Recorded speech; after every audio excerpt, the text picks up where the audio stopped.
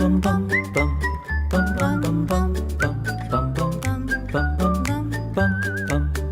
friend forever.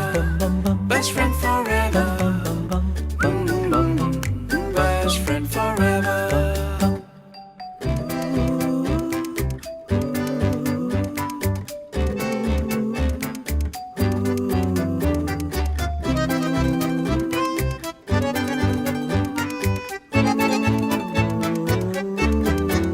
Best friend forever. Best friend forever. Best friend forever. Best friend forever. Best friend forever. Best friend forever. Namaskar, a very good evening everyone. I am Smriti Rastogi. And I am Sanjeev Kumar. Welcome back to your love program, Best Friend Forever. Like we had spoken about so many things in detail last time as well. Is bar, welfare and welfare elements and education related with pets and welfare work. This is what we'll be talking about. All the topics have always been important and will be, and this is one of them, right, Smriti? बिल्कुल संजीव, हमेशा की तरह कुछ नया लेकर आपके सामने हम हाजिर हुए हैं, प्रस्तुत हुए हैं और आज हम बात कर रहे हैं एनिमल वेलफेयर एजुकेशन के बारे में, which is one of the very important element of human education. बहुत कुछ होता है जो हमें एज अ ह्यूमन बीइंग समझना होगा, हमारी रिस्पॉन्सिबिलिटीज़ हैं जो समझनी होंगी हमें एनिमल्स के लिए, उनके वेलफेयर के लिए, और यही सब कुछ इंटरलिंक्ड होता है आपस में, जो कि हम वेलफेयर के लिए काम करते हैं, एक सोसाइटी के लिए काम करते हैं। तो आज इन्हीं एस्पेक्ट्स पे हमारी चर्चा होगी, डिस्कशन होगा, बात होगी और हमारे साथ स्टूडियो में दो खास मेहमान जुड़ रहे हैं। आइए आपका इंट्रोडक्शन कराते हैं। सबसे पहले वंदना अंचालिया के बारे में थोड़ा सा डिस्कशन हम कर लेते हैं कि शी इज़ कनन एनिमल वेलफेयर से ये बिलोंग करती हैं और एक बहुत इंपॉर्टेंट एस्पेक्ट जो इनके करियर का है कि ये ग्लोबल गुडविल एम्बेसडर हैं। आपका बहुत बहुत स्वागत है। Thank you so much. और हमारे साथ है वसंती कुमार जी इज अ को founder straw India human education advocate. आपका भी बहुत बहुत स्वागत है। Thank you. और हमेशा की तरह एक बहुत ही इंटरेस्टिंग जो पार्ट होता है कि हम न केवल एनिमल्स के बारे में बात करते हैं बल्कि उनको हम यहाँ पर लेकर के भी आते हैं। संजीव, आज भी हमारे साथ ऐसे ही एक कंपेनियन है, उनको हम स्टेज पर बुला लेते हैं। बिल्कुल। आई थिंक टिंडा नाम आपने बताया था, तो टिंडा को हम स्टेज पे बुला लेते हैं। बहुत ही interesting and funny name but very interesting. ये नाम कैसे पड़ा? सो जो इनकी रेस्क्यूअर थी, जब उन्होंने हमें beautiful girl over there. Yes, she is indeed very beautiful. In fact इसकी डॉटर भी हमारे पास है। Wow. उसका नाम है Tamatar, so they are like Tinda and Tamatar. तो हमने बहुत कोशिश किया इसको लीला नाम चेंज करने का, but she never listen to Leena, तो we had to keep it to Tinda and we think that suits her because she is very cute. So we chose her for the show because through this show we wanted to tell people ki how good senior dogs can Absolutely. be as companions. She's been at the shelter for last 6 years and we just hope that somebody sees her here and tells her that maybe she could be our forever pet at home. Right, so that right, was the right. thought behind it when we got her here. So very very nice and she's already getting comfortable there. Yes, she's very comfortable with people, very talkative, very friendly, very good dog. जैसे कि वसंती जी, आज का जो हमारा topic है बहुत interesting है ये कि हम एनिमल वेलफेयर एजुकेशन की बात कर रहे हैं, तो आप इसके बारे में कुछ इलैबोरेट करके समझाना चाहेंगे? Human education is a topic which is not very common, not much heard of in India. जी. Though it is much more familiar in the other countries, we try to bring human education here so that it can, we can actually nurture this among the children. Right. What is human education? Human education nurtures compassion for animals and the environment. In fact, for all living beings. So it is such an important topic, especially in today's time, when there are accidents and people watch it and walk away. This Gee. one brings about a change in people, which allows them to actually become compassionate. आप welfare के लिए काम कर रहे हैं काफी समय से, कितना समय हो चुका है and how has the journey been? So CAW को around this year we completed 7 years of our existence, and the thought process जब हमने CAW start किया था तो we realized कि the problem is rescue organizations तो बहुत सारे हैं and like बहुत अच्छे rescue organizations भी है, but एक जो चीज़ जो personally मुझे लगा था कि जो lacking है that was critical care units नहीं थे। अभी भी हम जब स्ट्रे एनिमल को पिकअप करते हैं, हमारा जो थॉट प्रोसेस है वो ये है कि उसको एक मिनिमल केयर मिल जाए, एक मिनिमल ट्रीटमेंट मिल जाए और वो डॉग बच जाए, या जी। वो बिल्ली या कुत्ता जो भी आप रेस्क्यू करते हैं वो बच जाए। बट जैसे ही आप कोई ख़राब केस देखेंगे, जैसे कि ब्रेन डैमेज है या स्कल में फ्रैक्चर्स है या कोई बहुत ज़्यादा अलग टाइप की या बहुत बड़ी बीमारी है, उस चीज़ पे रेस्क्यूज़ मुझे लगता है कि अभी तक उतना अग्रेसिवली वर्क नहीं करना चाहते, बिकॉज उसमें टाइम, उसमें पैसा, उसमें आपकी मेहनत बहुत ज़्यादा है। सो आई फील, और एक एक बहुत प्रैक्टिकली अगर आप सोचे, जिस कंट्री में millions and millions of stray dogs हैं, तो एक प्रायोरिटी भी होती है कि क्या हम 1 लाख रुपए एक स्ट्रे डॉग पे खर्च कर सकते हैं उसकी ब्रेन सर्जरी के लिए। सो मुझे वो गैप फिल करना था, बिकॉज अगर मैं इनको रेस्क्यू कर रही हूँ और अगर मुझे ये डिफ्रेंशिएट करना पड़े कि नहीं ये इलाज सस्ता है इसलिए मैं करा सकती हूँ और ये नहीं करा सकती बिकॉज ये स्ट्रे एनिमल है, तो फिर मेरे रेस्क्यू करने का कोई, उस चीज़ का कोई बिल्कुल, फ़ायदा नहीं है। सो वी आपने wanted to fill that gap जब से बेसिकली। ये मुहिम शुरू करी है आपने, ये जो आप इस चीज़ में आपने इतनी मेहनत करी है, तब के माइंडसेट से अब के माइंडसेट में जो गैप है, कहीं ना कहीं फुल जो ये गैप कम होता हुआ नज़र आपको आया है? बिल्कुल, एंड आई थिंक ये कॉ जब स्टार्ट हुआ था, जब हम इनिशियली पोस्ट करते थे अपने बिल्स के बारे में, तो काफ़ी लोग अग्रेसिवली हमें ये भी कहते थे कि आपने क्या मजाक बना रखा है, 50,000 रुपये इकट्ठे कर रहे हो एक डॉग की सर्जरी के लिए। उन्हें, क्योंकि उन्होंने ऐसा देखा नहीं कि ट्रांसप्लांट हो रहा है और इतनी बड़ी सर्जरीज हो रही है, तो उन्हें लगता था कि मतलब एक डॉग के पीछे इतना पैसा क्यों लगा रहे हैं ये।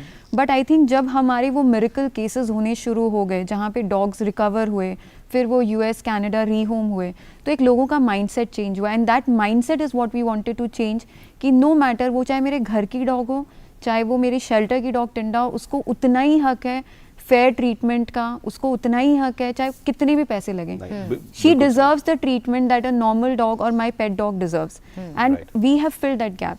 सो दिल्ली NCR में जब कोई ऐसा बहुत क्रिटिकल केस होगा, तो we are one of the most recommended NGOs and we Right. take a lot of pride in How that. many pets have you been able to reallocate and get them adopted till now? So US and Canada we have done about 150 in the Right. last 5-6 That's years. commendable. Yeah, That's really nice. क्योंकि हमारा जो rate of rescue is very low. Surgery वाले जो आपके जो animals होते हैं, जो डॉग्स होते हैं, उनको कितने लोग अडॉप्ट करने आते हैं?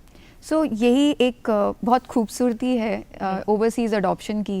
इंडिया में जिन डॉग्स को, जिनके पैर नहीं होते, हाथ नहीं होते, उनको एक तरीके से देखा जाता है कि क्या है, मतलब ये तो डिस्कार्डेड ट्रैश है एक तरीके से। नॉर्मल डॉग को लोग नहीं अडॉप्ट करना चाहते। हाथ पैर कटा हो तो मतलब लोगों को लगेगा ये तो बहुत ही अजीब चीज़ है। बट मैंने देखा है कि जब US एंड कनाडा में लोगों को एक अलग कंपैशन है इस चीज़ के लिए। Poor dog, he doesn't have a limb, he doesn't have doesn't have, there is a hole in the face or there is an eye missing. Empathy वाला जो एक अलग है, I और think जिसकी हम वही बात कर रहे हैं, जैसे मैम वसंती बता रही जी, थी, it's कि about empathy- education. It's about education. Empathy जब तक नहीं होगी तब तक हम वेलफेयर, एनिमल वेलफेयर की बात ही नहीं कर सकते हैं। Bilkul. true. Now parts and elements are available so that contraptions लगा के, and you can give a limb, you can give a leg to a pet also.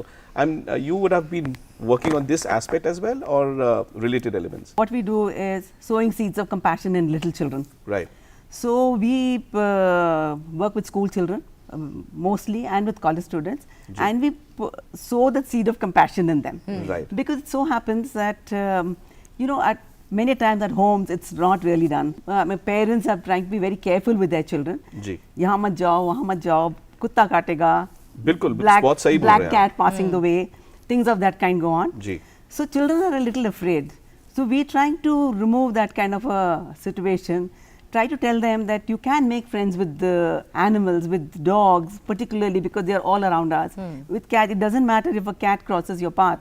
Nothing much is going to go wrong. Exactly. So with that, children are coming out of these kind of things, and they are able to accept these animals who are living in the community more open-heartedly. Education की जब हम बात करते हैं, इसको समझना और समझाना बच्चों में कितना चैलेंजिंग होता है सोसाइटी में इन जनरल, और स्टूडेंट्स या स्कूल के जो स्टूडेंट्स होते हैं या कॉलेज के स्टूडेंट्स होते हैं उनमें इन particular? I would say that it is, since we deal with children, it's very easy.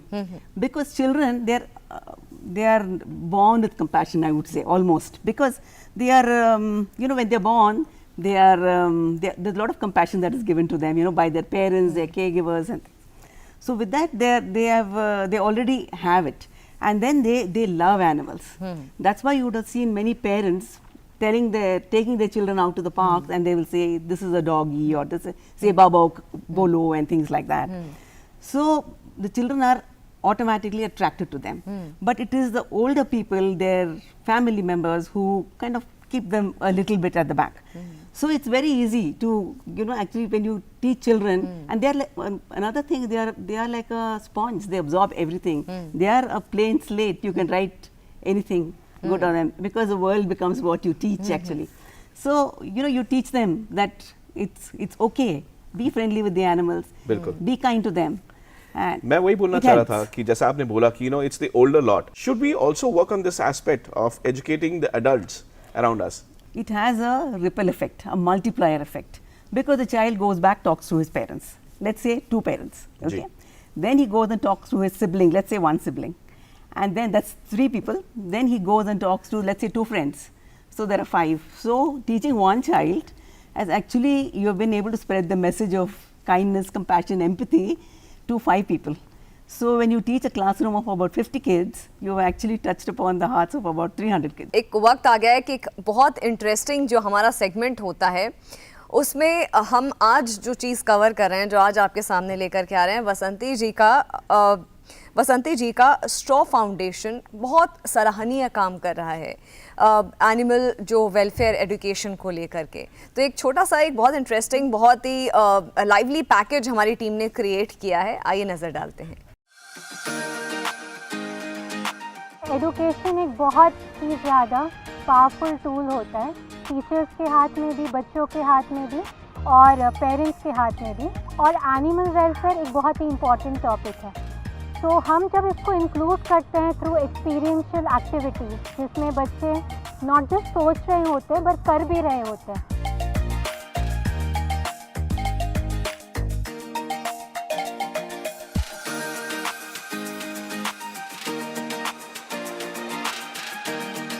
Education is not just about the head, learning facts. Education is about head, heart और hand. तभी the child becomes compassionate.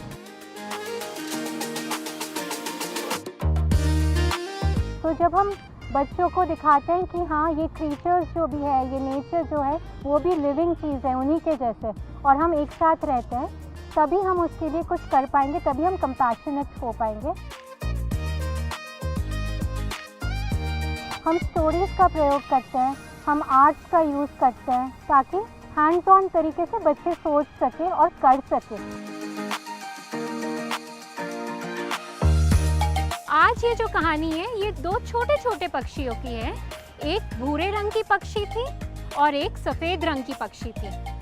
ये दोनों एक किसान के घर में रहते थे, तो वो जब थोड़े से बड़े हुए, वो उनको मार्केट लेके चला गया। सफ़ेद रंग की पक्षी को देख के सब ने कहा, अरे ये तो कितना सुंदर है, इसको हम खरीदते हैं करके उसकी बहुत मुँह मांगी दाम मिल गई। लेकिन जो भूरे रंग की पक्षी थी, किसी ने उसको नहीं खरीदा, तो उसने क्या किया, उसको आज़ाद कर दिया।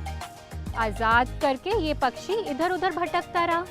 वो जाके अपने भाई को बहुत वो मिस करता, तो वो गया जहाँ पे उसका भाई सफ़ेद वाली पक्षी थी, और उधर जाके उसने उसको पूछा, अरे भाई, तुम्हें तो इतना अच्छा मकान मिला है। सफ़ेद पक्षी ने हंस के कहा, देखा, मेरे पास सब कुछ है, आलीशान बंगला है, पिंजरा है सोने का, तुम्हारे पास तो कुछ भी नहीं है, खाने के लिए भटकना पड़ेगा तुम्हें। तो भूरे पक्षी को बहुत बहुत बुरा लगा। वो वहाँ से उड़ता गया और बहुत सालों बाद वापस लौटा।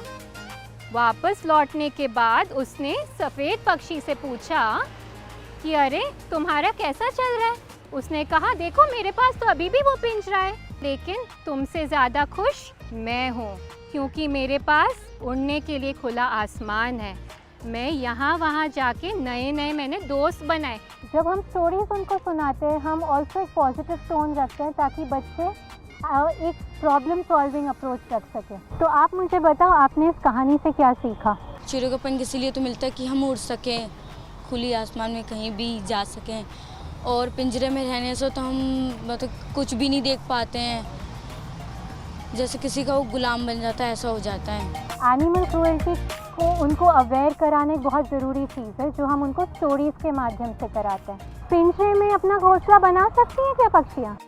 नहीं मैम, बच्चे खुले मैदान में उड़ना चाहिए, वो अब उनको आज़ादी नहीं मिल पाएगी। In compassionately, the difficulties that we face is basically this is not something that can be scored. These are values that are not in any report card, but these are in the report card of life. It is in the report card of future, and that is what makes people remember each other.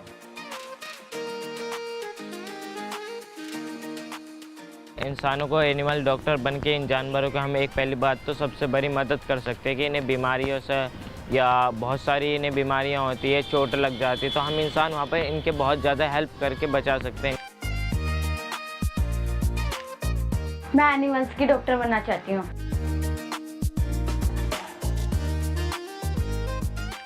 तो अभी हमने देखा कि किस तरह से वसंती जी जो लगातार एक मुहिम उन्होंने चलाई हुई है कि एम्पैथी क्रिएट करना बच्चों में, और न केवल तरह तरह के जो वेज हैं, जैसे कि स्टोरी टेलिंग हो गया, क्राफ्टिंग हो गया, उसके ज़रिए बच्चों में एक सेंस ऑफ रिस्पॉन्सिबिलिटी, एक सेंस ऑफ एम्पैथी क्रिएट करना, वाकई में दिस इज़ वेरी कमेंडेबल वसंती जी। बाहर के कंट्रीज़ में एक्चुअली डिटेलिंग भी की जाती है कि कौन सा पेट किस फैमिली के पास जाना चाहिए, वो पेट के फैमिली जो वुड बी फैमिली है उनके रिसोर्सेज क्या हैं, उनके मीन्स क्या हैं, कितने लोग हैं, क्या वो केयर कर पाएंगे पेट के बारे में। So you know I mean this is the kind of detailing which should happen for each pet. I mean ऐसा आप करते हैं या इनकरेज करते हैं? बिल्कुल आपने सही कहा, जब हम अपने डॉग्स को भेजते हैं यूएस या Canada, there is a thorough process that we have to follow. उनकी प्रोफाइलिंग होती है, देन फैमिलीज़ मीटअप्स होते हैं, then everything is checked whether this dog is compatible. कई बार ऐसा होता है कि आप एक डॉग की फ़ोटो देखते हैं और आपको लगता है ये डॉग मेरे लिए है, बट मे बी वो डॉग आपके लिए नहीं है, क्योंकि उसकी लाइफस्टाइल और आपकी लाइफस्टाइल मैच नहीं करती एक दूसरे से। सो कई बार कई डिसीजंस हम बहुत इमोशनल होके लेते हैं, but that doesn't work out for both of you and it's a mess. So अगर आप ओवरसीज अडॉप्शन की बात करेंगे तो this is one of the major things which we really like about our partners. Do we have a follow-up cycle on it? Of course, we have partners who take care of all the follow-up. अगर किसी को dog से किसी family में गया और वो workout नहीं होता है किसी वजह से, so obviously the partners will take the dog back and try and rehome the dog again in the suitable family. So ये प्रोसेस फॉलो करना बहुत ज़रूरी है। अदरवाइज इंडिया में तो अभी भी इतने ज़्यादा लॉज नहीं है इन टर्म्स ऑफ कि अगर एक डॉग ने बाइट कर लिया या कुछ कर लिया, यही चीज़ अगर कनाडा यूएस में हो जाए कि डॉग ने गलती से बाइट कर लिया आपको किसी भी वजह से, तो it can even be a cause of legal issue, so I think इसी बात से एक और बात जो आ रही है मेरे मन में, वसंती जी, कोविड-19 के टाइम पे ऐसी सिचुएशन बनी थी कि तमाम तरह के ऐसे मिथ्स लोगों के मन में आए थे कि ये जो ट्रांसमिशन हो रहा है वायरस का, ये एनिमल्स के थ्रू भी, हमारे पेट्स के थ्रू भी हो रहा है, तो अबैंडन कर दे रहे थे। तो ऐसे में जो एजुकेशन है, खासकर एनिमल वेलफेयर एजुकेशन, इसमें एक बहुत अहम भूमिका निभाती है। During the COVID time, we moved on from in-person programs in schools to online programs. So then we used to talk to children through stories of kindness. That's what we called it. Right. And then we used to talk to them about how you can go out and feed the dogs in your area, and talked about abandoned animals as well. So बच्चों के ज़रिए, and during that time because it was online, children were at home, parents were also listening to it. Just not the fear of dogs having Covid, but a combination of issue कि मेरे father की death हो गई है, कोई नहीं है अब घर पे, हम फाइनेंशियली अभी कुछ नहीं कर पा रहे हैं, डॉग को नहीं देख पा रहे हैं, so there were lot of combination issues, but again कॉ इज़ अ मेडिकल सेंटर, तो हमारे लिए इतना पॉसिबल नहीं है कि हम अबैंडन डॉग, हेल्दी डॉग्स नहीं ले सकते, because we don't have a sanctuary. ऐसे में जो एजुकेशन की बात करें वसंती जी, ये एजुकेशन होना बहुत ज़रूरी है कि एम्पैथाइज करना, चीज़ों को समझना, और क्योंकि हम मिथ्स की बात कर रहे हैं कि कैसे कोविड-19 के टाइम पे तमाम मिथ्स थे, तो एक और बहुत ही प्यारा हमारा एक सेगमेंट होता है हमारे शो में जिसमें हम मिथ्स को बस्ट करते हैं। Hamsters cheeks are big. आइए देखते हैं कि क्या है ये myth buster. Hamsters' cheeks are huge. It's a fact. सभी हैमस्टर्स के गालों में छोटे डिफ्लेटेड बलून्स के जैसे पाउच हैं, जो उनके ओरल म्यूकोसा का हिस्सा हैं और उनका खाना भरने के काम आते हैं। Hamsters can stuff up to 20% of their body weight into their cheeks. जैसे कोई आम इंसान 20 किलो खाना अपने मुंह में भर कर चले, ये मुश्किल ही नहीं नामुमकिन होगा। वाइल्ड हैमस्टर्स शिकारियों से बचने के लिए एक ही बार खाना इकट्ठा करना प्रेफर करते हैं। उनके घरों में 200 पाउंड तक खाना मिला है। हैमस्टर्स के चीक्स में स्पेशल रिट्रैक्टर मसल्स होती हैं, जो खाने को जगह पर रखने के काम आती हैं। हैमस्टर्स कभी-कभी अपने बेबीज को भी अपनी इन अद्भुत चीक्स में छुपाते हैं और कुछ तो इनमें हवा भरकर स्विमिंग के समय इन्हें फ्लोटिंग डिवाइस की तरह इस्तेमाल करते हैं। Best friend forever. जैसा आपने देखा कि मिथ्स एंड फैक्ट्स के बारे में हम हमेशा बात करते आए हैं, एंड अभी आप स्मृति जैसा बता रहे थे कि कोविड के समय, एंड कोविड अभी भी प्रिवेल कर रहा है, तो मैं सारे दर्शकों को ये जानकारी देना चाहूँगा कि कोरोना कोविड का पेट्स एनिमल से कोई लेना देना नहीं है। कभी भी आप इस बात को लेकर डरिए मत कि वो कभी स्प्रेड करे। आई गेस वसंती जी, क्योंकि शो ख़त्म करने का टाइम आ गया है, क्योंकि आप इतना अच्छा जो आप काम कर रहे हैं अपने पैकेज में भी हमने देखा कि किस तरीके से आपने विजुअली इतना कुछ करने की कोशिश कर रही हैं, और बच्चों में वो जो रिपल इफेक्ट जिसकी आप बात कर रही थी वो चीज़ दिखाई दे रहा है। क्या क्लोजिंग रिमार्क्स आएंगे एनिमल वेलफेयर एजुकेशन के? आप क्या कहना चाहेंगे हमारे दर्शकों से? I would like through this platform, I would like to request maybe the government of Delhi, who's doing such a great job with the education. They have what is known as a happiness curriculum. They should include humane education as part of the curriculum. और मुझे लगता है एक जो important takeaways की हम अपने show में बात करते हैं, तो एक बहुत ज़रूरी टेकअवे आज के हमारे शो में ये रहा।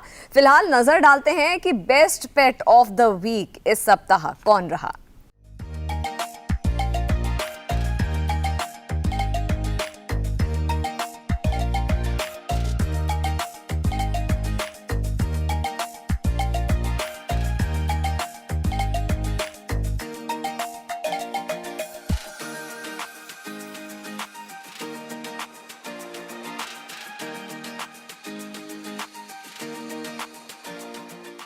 तो जैसे कि हम हमेशा कहते रहते हैं कि अपने पेट्स की फ़नी पिक्चर्स, फ़नी वीडियोस आप हमारे साथ भेजिए, हमारे साथ शेयर करिए। ऐसे ही हमारी कोशिश, हमारा प्रयास रहेगा कि आपके पेट्स को हम फेमस बनाएं best pet of the week के ज़रिए। फ़िलहाल वसंती जी बहुत बहुत धन्यवाद, वंदना बहुत बहुत धन्यवाद हमारे शो में आने के लिए, हमारे साथ जुड़ने के लिए। दर्शकों का तहे दिल से आभार, और यही कहूँगी कि आपके कोई भी फीडबैक या सजेशन हमारे शो के लिए हो, आप हमें लिख सकते हैं। अपने पेट्स की फ़नी वीडियोज़, पिक्चर्स हमें भेज सकते हैं। हमारा ईमेल आईडी है bestfriendforeverpets@gmail.com। एंड इसी के साथ it's time to wrap up the show, but we will be back and अगले हफ्ते आपके साथ हम बात करेंगे स्नैकिंग हैबिट्स एंड क्या देना चाहिए, नहीं देना चाहिए, खाने के बीच बीच में कुछ कुछ जो हम छोटी मोटी चीज़ें देते रहते हैं। We'll talk about all those things. Till then, live life, respect and love pets, best friend forever.